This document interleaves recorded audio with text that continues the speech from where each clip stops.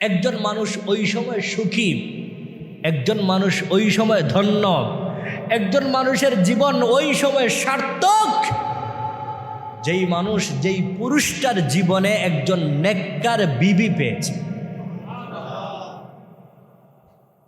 যেই মানুষ, যেই পুরুষটা তার জীবনে নেককার স্ত্রী পেয়েছে, নেককার মহিলা পেয়েছে, ওই মানুষটা জীবনে সবচাইতে বড় সুখী।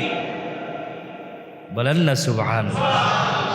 قال رسول الله صلى الله عليه وسلم الدنيا كلها متاع وخير متاع الدنيا المرأة الصالحة।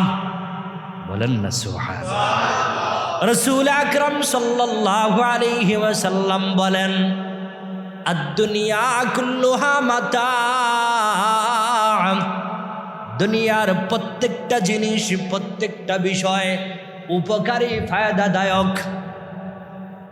ওয়া খায়রু মাতা'id দুনিয়া আল মারআতুস সালিহা, যত উপকারী বিষয় আছে, যত ফায়দাদায়ক বিষয় আছে, এর মধ্যে সবচাইতে ফায়দাদায়ক বিষয়, সবচাইতে উপকারী বিষয়, সবচাইতে উপকৃত হওয়ার বিষয় হলো, বস্তু হইল আল মারআতুস সালিহা, নেককার বিবি।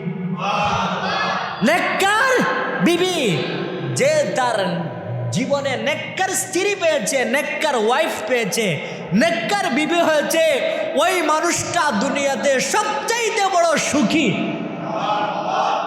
আরো আসতে বলেন সুবহানাল্লাহ। আজকে যদি এই কথাগুলা মহিলাদের কানে যাইতো তাহলে ভালো হইতো, কিন্তু এই সুযোগটা তো আর আমাদের নাই।